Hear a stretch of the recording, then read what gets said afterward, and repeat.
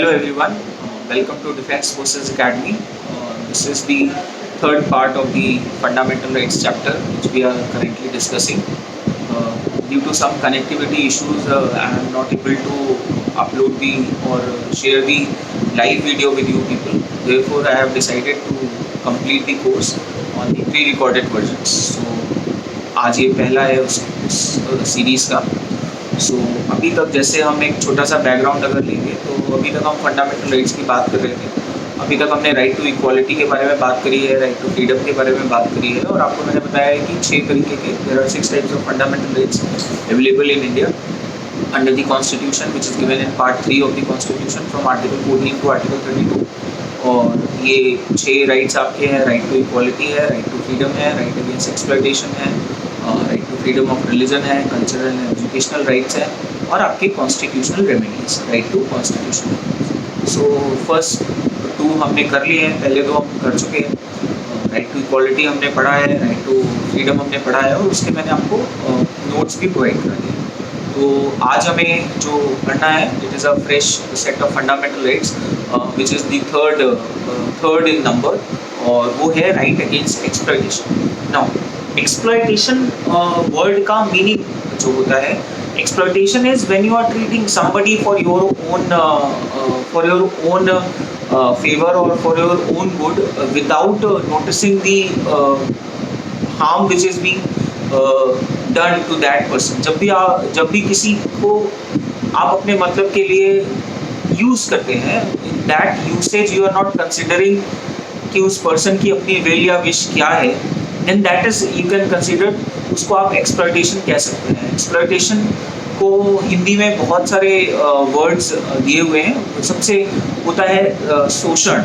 शोषण इज जब आप किसी को एक्सप्लॉयट कर रहे हैं अपने विश के लिए, आप अपने मतलब के लिए जब किसी को यूज़ कर रहे हैं या उसकी सर्विसेज ले रहे हैं जिसमें ना ही उसका कोई बेनिफिट है और ना ही उसका कोई विल है या विश है, तो वो कहीं ना कहीं एक एक्सप्लॉयटेशन है. सो राइट अगेंस्ट एक्सप्लॉयटेशन में आपके 2 आर्टिकल्स आते हैं कॉन्स्टिट्यूशन के.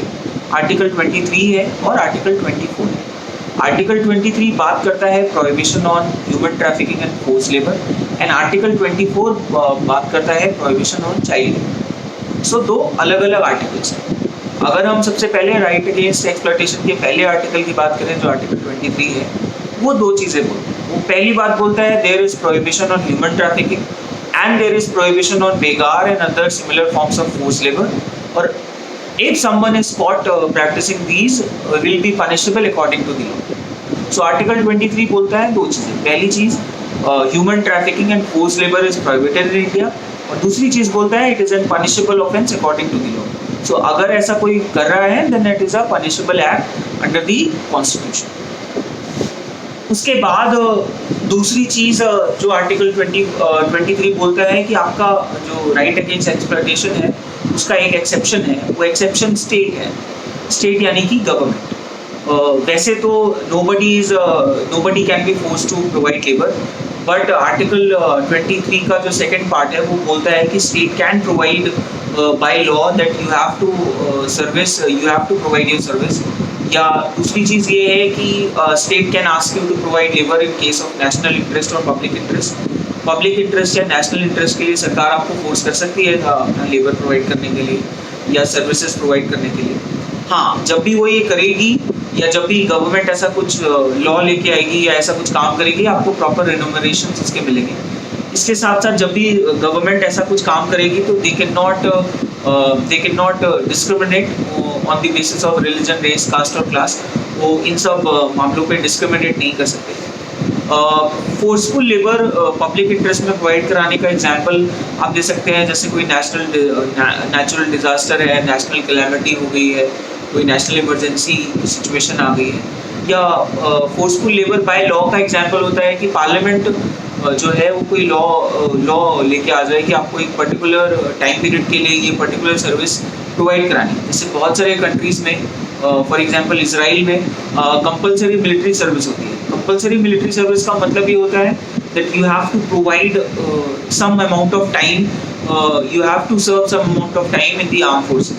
उसको हम कॉन्स्क्रिप्शन बोलते हैं. सो आर्टिकल 23 के ये 2 एक्सेप्शंस होते हैं. पहला होता है कि भाई स्टेट आपको फोर्स कर सकती है पब्लिक इंटरेस्ट में कोई काम करने के लिए, और दूसरा हो सकता है कि वो स्टेट एक कोई लॉ ले आए, पार्लियामेंट कोई लॉ बना के ले आए जिसके थ्रू आपको एक पर्टिकुलर टाइम पीरियड के लिए वो सर्विस देना पड़ेगा। अब अगर हम अपने पहले पार्ट पे आए, यानी कि जो प्रोहिबिट की गई हैं चीज़ें, तो पहली चीज़ है ह्यूमन ट्रैफिकिंग, और दूसरी चीज़ जो प्रोहिबिट की गई है वो है आपका force labour. Now human trafficking जो है उसको हिंदी में मानव तस्करी बोलते हैं। ह्यूमन ट्रैफिकिंग का मतलब होता है कि when the human beings are considered as commodities or items which can be sold in the market. जब किसी ह्यूमन बीइंग को एक मार्केट कमोडिटी के तौर पे ट्रीट किया जाता है और उसको against his will or against his wish उसको अनएथिकल मीन्स में ट्रेड किया जाता है, जैसे ऑर्गन ट्रेडिंग हो गया, प्रोस्टिट्यूशन हो गया, बेगरी हो गई, फोर्सफुल मैरिजेस हो गए, चाइल्ड मैरिजेस हो गए। इन सब के लिए जब किसी ह्यूमन बीइंग का ट्रेडिंग होता है तो उसको हम ह्यूमन ट्रैफिकिंग बोलते हैं। ये सारे के सारे जो ह्यूमन ट्रैफिकिंग के एस्पेक्ट्स हैं वो इंडिया में प्रोहिबिटेड है। नाउ दूसरा प्रोहिबिशन जो आर्टिकल 23 में दिया हुआ है वो प्रोहिबिशन है आपका इसका क्या कहते हैं, फोर्स लेबर का।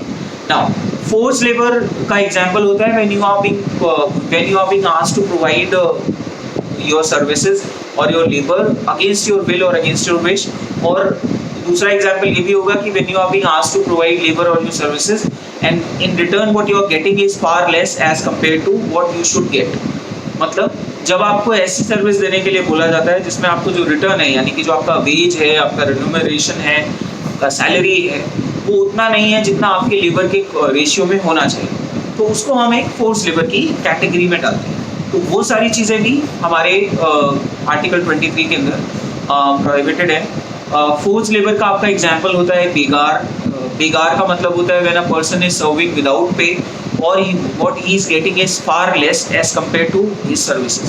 तो बेगार में दो एस्पेक्ट होते हैं, या तो आपको अपने काम के लिए पैसे नहीं मिल रहे, या जो मिल रहे हैं वो बहुत कम।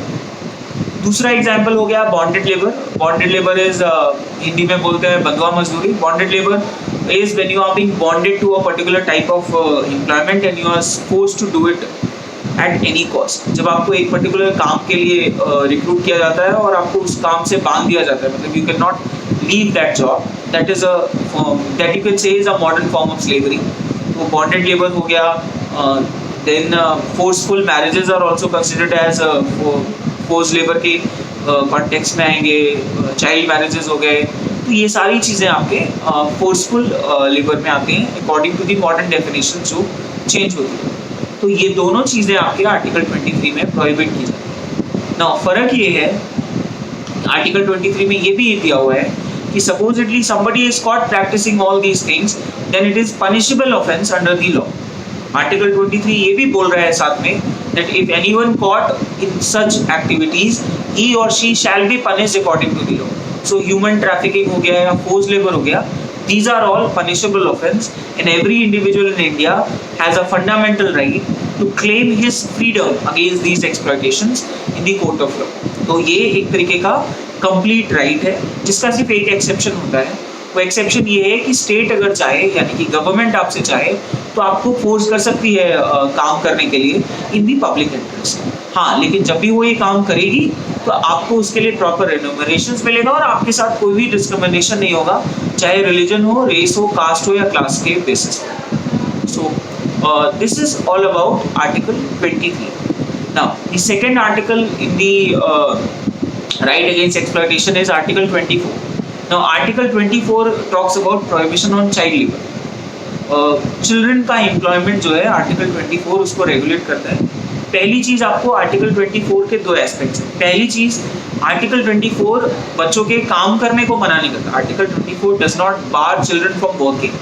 it only says that no child below the age of 14 years shall be employed in any form of factory, mines or any hazardous form of employment। So article 24 एक ही चीज बोल रहा है, वो बोलता है 14 साल तक के बच्चों का फैक्ट्री में, माइन में या किसी हैजार्डस फॉर्म ऑफ एम्प्लॉयमेंट में काम करने से मना किया गया। यानी कि नॉन हैजार्डस एम्प्लॉयमेंट जो है उसमें 14 साल तक के बच्चे काम कर सकते हैं। So article 24 does not prohibit children from working।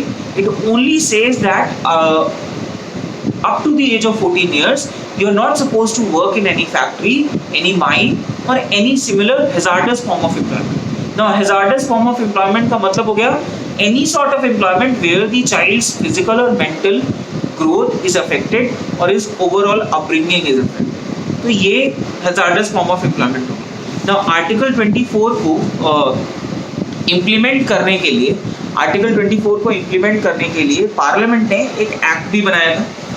Parliament ने बनाया है प्रोहिबिशन, पार्लियामेंट ने एक एक्ट बनाया है, पार्लियामेंट ने एक्ट बनाया है child labour prohibition and regulation act 1986. इसी एक्ट के थ्रू ये जो हैजार्डस फॉर्म ऑफ एम्प्लॉयमेंट है इसको डिफाइन किया था कि क्या काम आप बच्चे कर सकते हैं 14 साल तक के, क्या नहीं कर सकते, और अगर कोई कर रहा है यानी कि अप टू दी 14 ईयर्स अगर कोई हैजार्डस फॉर्म ऑफ एम्प्लॉयमेंट में लगा हुआ है then it is a punishable offence. तो कहने का मतलब ये है कि आर्टिकल 24 दो बातें बोलता है. पहला, आर्टिकल 24 ये नहीं बोलता कि up to the 14 years children can not be employed. Article 24 only says that up to the age of 14 years children can not be employed in any hazardous form of employment. वो किसी hazards form of employment में नहीं employ किए जा सकते. हाँ, वो अगर non hazards way of economic earning में है तो वो उसमें कर सकते हैं. अब ये जो हैजार्डस और नॉन हैजार्डस का डिफरेंस है ये कॉन्स्टिट्यूशन ने स्टेट पे छोड़ा है यानी कि पार्लियामेंट पे छोड़ा है कि वो डिफाइन करेंगे. तो पार्लियामेंट ने आर्टिकल 24 को इम्प्लीमेंट करने के लिए एक एक्ट बनाया था.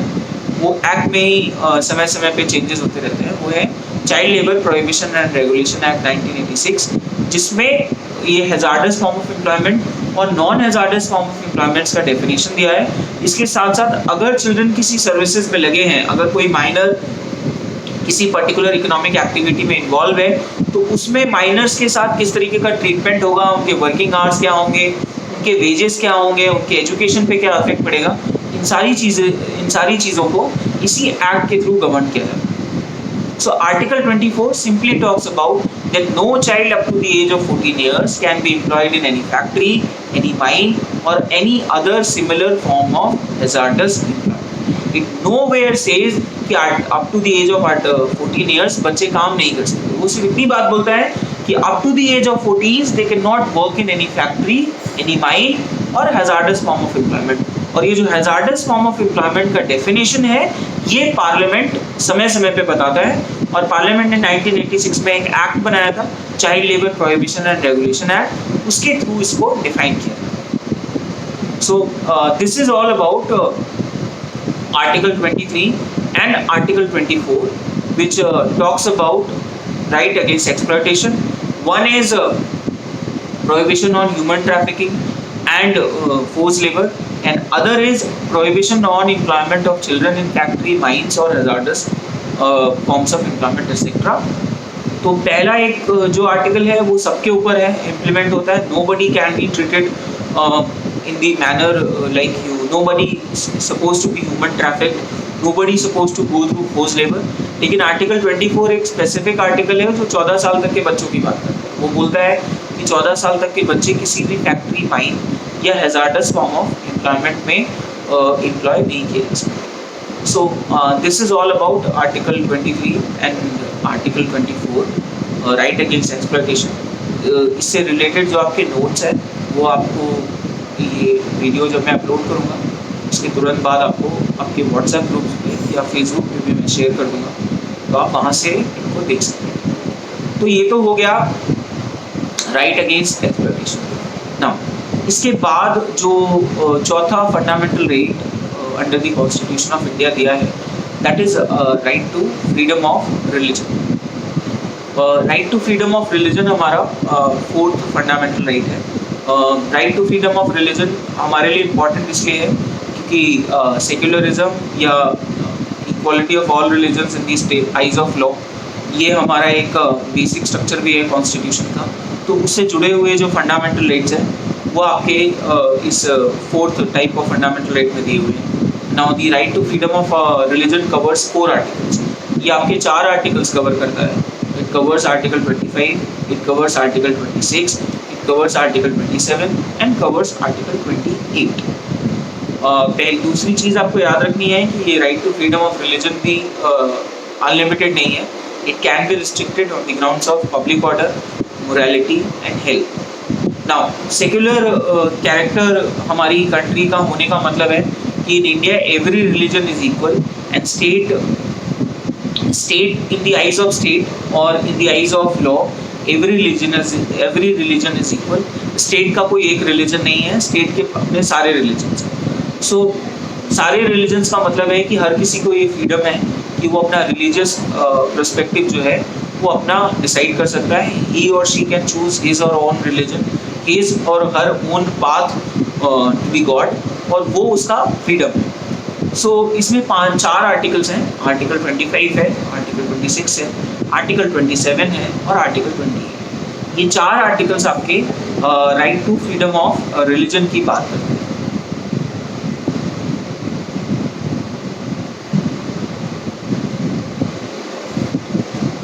अगर मैं इसकी शुरुआत करूं तो आर्टिकल सबसे पहला जो है वो आर्टिकल 25 है. और आर्टिकल 25 बात करता है फ्रीडम ऑफ कंसाइंस की, freedom to preach, propagate and profess the religion of his choice. So article 25 बोलता है कि subject to public order, morality and health, every person has the right to freedom of conscience and every individual has the right to choose his or own religion, preach it, propagate it, profess करना, ये उसका fundamental right है. सो article 25 दो बात बोलता है. Indian constitution के हिसाब से जो फ्रीडम ऑफ रिलीजन है उसके 2 एस्पेक्ट है. पहला है it is right to freedom of religion and second is right to freedom from religion.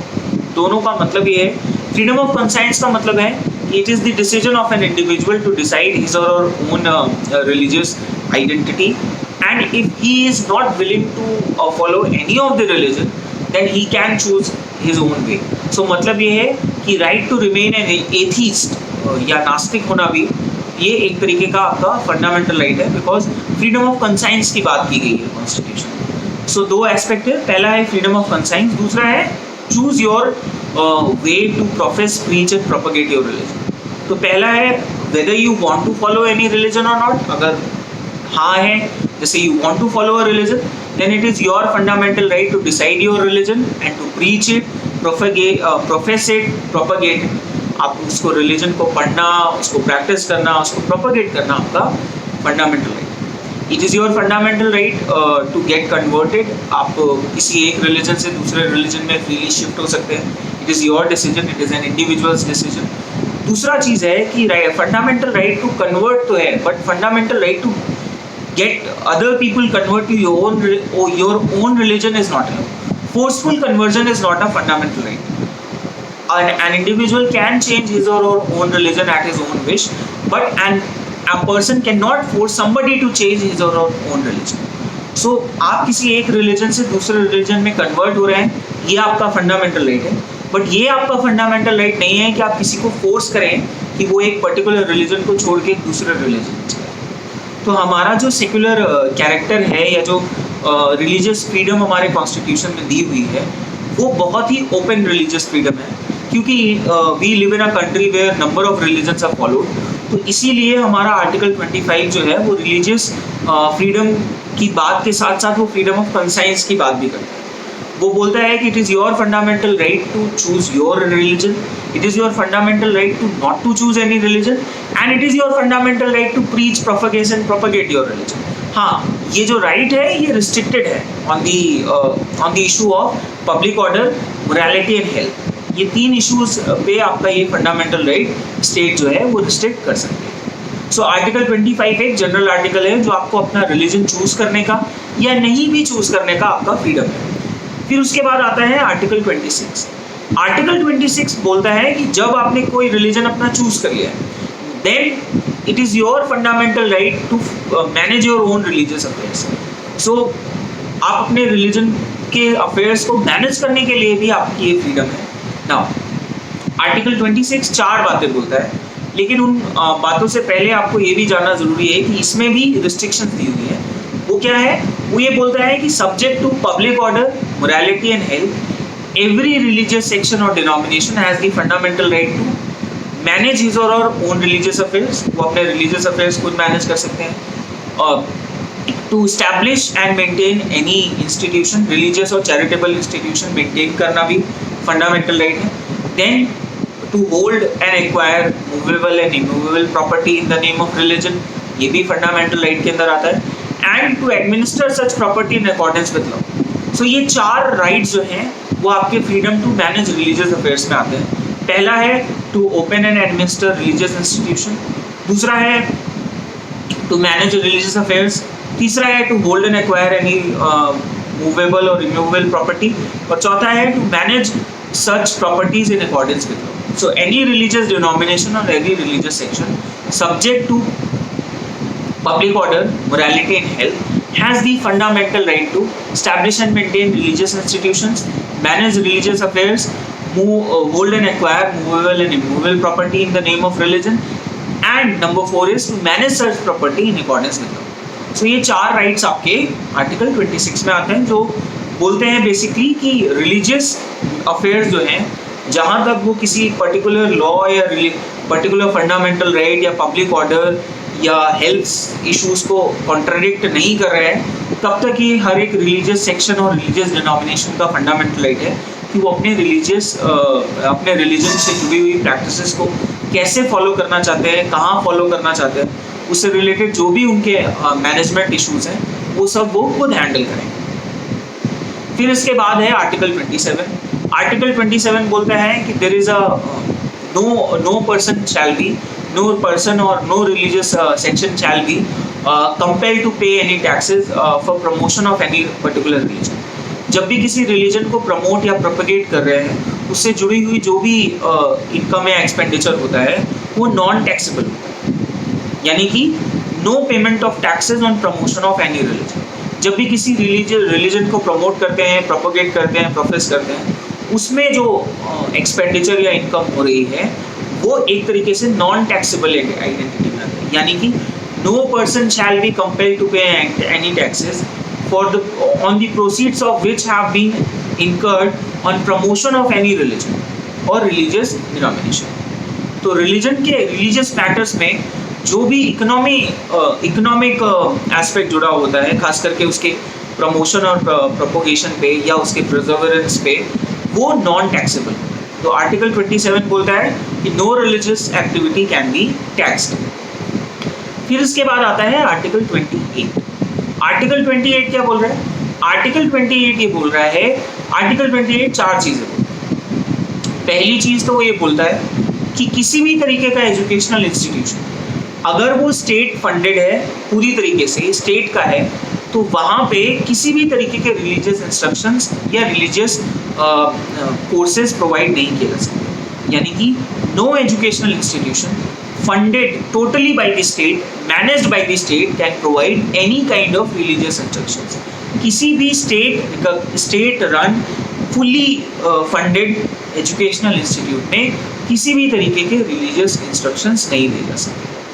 दूसरी बात वो बोल रहा है कि any educational institution which is being managed or which is being established under any religious trust or religious denomination या किसी charitable trust के अंदर आता है, वहाँ पे अगर कोई रिलीजियस इंस्ट्रक्शंस या रिलीजियस ओरिएंटेशन कराया जा रहा है तो वो किया जा सकता है, वो आपका प्रोहिबिटेड नहीं है. तीसरी बात आर्टिकल 28 ये बोलता है कि चाहे कोई भी एजुकेशनल इंस्टीट्यूशन अगर वो स्टेट से फंडेड है, वहाँ पे अगर किसी भी तरीके का रिलीजियस इंस्ट्रक्शंस या रिलीजियस सेरेमनीज ऑर्गेनाइज की जाती हैं, तो students can not be force to join the ceremonies और इंस्ट्रक्शंस. अगर स्टूडेंट माइनर है तो ये डिसीजन गार्जियन का होगा कि उनको वहाँ जाना चाहिए या नहीं जाना चाहिए, और अगर स्टूडेंट अगर मेजर है तो वो उसका डिसीजन. कहने का मतलब ये है, any educational institution funded by the state, if there is a religious instructions or ceremony has been organized, no student can be forced to attend those ceremonies against his or her will. If student is minor, then the guardians will give the consent, and if student is not a minor and is an adult, then he or she will decide whether to attend those ceremonies or not. तो article 25, article 26, article 27 और article 28 ये आपकी complete religious freedom की बात करते हैं. Article 25 आपका religious freedom को डिफाइन करता है. वो डेफिनेशन है freedom of conscience, and freedom to preach, profess and propagate your religion of your choice. Freedom of conscience का मतलब ये है कि you can choose your own religion or you may choose not to follow any religion. यानी in India you have fundamental right to be a theist and you have the fundamental right to be an atheist. ये आपका individual choice है. You have the fundamental right to convert in any religion, but किसी और को forcefully convert कराना अपने religion में आपका fundamental right नहीं है. आप अपने religion को profess, propagate, promote करने के लिए पूरी तरीके से फ्री है. बट हाँ, ये restriction है subject to public order, morality and health. That you have to keep in mind that subject to public order, morality and health आपकी जो freedom है उस पर ये 3 जनरल रिस्ट्रिक्शंस है. इसके बाद आता है article 26. Article 26 is fundamental right to freedom, fundamental right or to manage your own religious affairs. किसी भी रिलीजियस सेक्ट या डिनोमिनेशन का ये फंडामेंटल राइट है कि वो अपने रिलीजियस अफेयर्स को खुद ही मैनेज करेंगे subject to public order, morality और हेल्थ. इसमें 4 चीज़ें हैं. पहला, any religious denomination or any religious sect can establish his or मतलब open and establish religious institutions or charitable institution. दूसरा है manage religious affairs. तीसरा है hold and acquire and hold movable and immovable property. and चौथा है to manage the property in accordance with law. फिर उसके बाद आता है आर्टिकल 27. आर्टिकल 27 बोलता है no payment of taxes in promotion of religion. मतलब no person shall be compelled to pay any taxes for promotion of any religion. किसी भी रिलीजन को प्रमोट करते समय जो भी एसेट्स या इनकम कर होती है या एक्सपेंडिचर होता है वो नॉन टैक्सेबल होता है. फिर उसके बाद आता है आर्टिकल 28. आर्टिकल 28 बोलता है that it is the freedom of the students to attend religious instructions or ceremonies which are being organized in the educational institution. हाँ, इसमें 3 चीज़ें हैं. पहला है कि जो स्टेट इंस्टीट्यूशंस हैं जो पूरी तरीके से स्टेट फंडेड है वहाँ किसी भी तरीके के रिलीजियस इंस्ट्रक्शंस नहीं दिए जा सकते. हाँ, वो एजुकेशनल इंस्टीट्यूशंस जो किसी रिलीजियस एंडाउमेंट या ट्रस्ट के अंदर बने हैं वहाँ पे अगर कोई रिलीजियस इंस्ट्रक्शंस या सेरेमनी ऑर्गेनाइज की जा रही है जो उस पर्टिकुलर ट्रस्ट या एंडाउमेंट से रिलेटेड है तो वो बेशक उसको कर सकते हैं. तीसरी चीज़ होती है चाहे कोई भी एजुकेशनल इंस्टीट्यूशन हो अगर वो किसी भी तरीके से स्टेट से रिलेटेड है, फंडेड है या रिकॉग्नाइज्ड है वहाँ पे अगर किसी भी तरीके का रिलीजियस इंस्ट्रक्शन या सेरेमनी ऑर्गेनाइज की जाती है तो बच्चों को फोर्स नहीं किया जा सकता उस पर्टिकुलर रिलीजियस सेरेमनी या इंस्ट्रक्शंस को अटेंड करने के लिए. अगर कोई माइनर है तो गार्जियन कंसेंट देंगे और अगर कोई एडल्ट है तो वो खुद डिसाइड करेगा स्टूडेंट कि उसे वो सेरेमनी या इंस्ट्रक्शंस में जाना है या नहीं जाना. So this is all about freedom of religion जो हमारे कॉन्स्टिट्यूशन में आर्टिकल 25, आर्टिकल 26, आर्टिकल 27 और आर्टिकल 28 में दिया. आज ये जो 2 राइट्स हैं इससे रिलेटेड आपके जो नोट्स हैं वो आपको ये वीडियो अपलोड होने के साथ साथ ही मैं शेयर कर दूंगा. सो आज ये दोनों फंडामेंटल राइट्स को हमने एक साथ पढ़ा है. आज इसको यहीं तक रहने देते हैं इस वीडियो में. अगला जो पार्ट मैं अपलोड करूँगा उसमें आपको फाइनल 2 फंडामेंटल राइट्स के बारे में बताऊँगा. जो है आपका 2 रह गए हैं कॉन्स्टिट्यूशनल रेमेडीज़ और उससे पहले है कल्चरल एंड एजुकेशनल राइट्स यानी कि आर्टिकल 29 और 30 और आर्टिकल 32. 31 नहीं है जैसा कि मैंने आपको फर्स्ट क्लास में बताया था. That is related to property which has been removed by 44th amendment of 1978. सो ये 2 आज फंडामेंटल राइट्स हमने पढ़े हैं. पहला पढ़ा है हमने राइट अगेंस्ट एक्सप्लॉयटेशन और दूसरा पढ़ा है right to freedom of religion. अभी इन दोनों से रिलेटेड मैं नोट्स भी शेयर कर दूंगा और ये मैं वीडियो भी अपलोड कर रहा हूँ. सो अगर इससे रिलेटेड आपके कोई भी क्वेश्चंस हैं तो आप वीडियो के कमेंट सेक्शन में डाल दीजिए. हम उसको डिस्कस भी कर लेंगे और इसके साथ साथ मैं आपको इसके नोट्स भी प्रोवाइड करा दूँगा. जब तक कनेक्टिविटी का इशू अगर रिजॉल्व हो जाता है तो हम will get back to the live classes. अगर नहीं हो पा रहा है because of this lockdown scenario तो मैं इसी तरीके के प्री रिकॉर्डेड वीडियोज़ आपके लिए अपलोड करता हूँ. बाकी आप ये वीडियोज़ भी शेयर कर सकते हैं किसी के साथ भी जो भी कोर्सेज की तैयारी कर रहा है whether it is NDA, CDS, CAPF, FCAT. और ज़्यादातर एग्जाम्स पोस्टपोन हो गए हैं तो आपके पास काफ़ी टाइम है तैयारी करने का. इसके साथ साथ हम काफ़ी सारे ऑनलाइन कोर्सेज को भी शुरू करने के ऊपर काम कर रहे हैं तो उसके बारे में भी आपको relevant information in the coming weeks हम प्रोवाइड कराएंगे. और होपफुली इसी 2-4 वीक्स में हमारा लॉकडाउन अगर थोड़ा खुलता है तो will get back to the classroom teaching. So जब तक नहीं हो पा रहा है पिछले 5-6 दिनों से हम इसी एस्पेक्ट पे काम कर रहे थे कि किस तरीके से कनेक्टिविटी इशू को रिजॉल्व किया जाए बट वो प्रॉब्लम चल रही है तो ये प्री रिकॉर्डेड वीडियोस हैं, इसके साथ साथ हम कोशिश करेंगे लाइव क्लासेस भी लेने की। अगर वो हो पाता है तो ठीक है, नहीं तो आपको हम खास करके मैं प्री रिकॉर्डेड वीडियोस के साथ साथ नोट्स भी शेयर कर दूंगा डेली बेसिस पे, तो आप इसको रेगुलरली पढ़ सकते हैं। दूसरी चीज़ ये भी है कि इसमें वीडियो क्वालिटी भी ठीक होती है, तो जो भी चीज़ें मैं आपको बताना चाहता हूँ वो ठीक ठाक तरीके से मैं आपसे कन्वे कर सकता हूँ। सो अभी ये वाला पार्ट जो है फंडामेंटल राइट्स का, इसको यहीं तक रहने देते हैं। अगले पार्ट में हम फाइनल 2 फंडामेंटल राइट्स की बात करेंगे, जो है cultural and educational rights and right to constitutional remedies. Thank you so much and have a good day.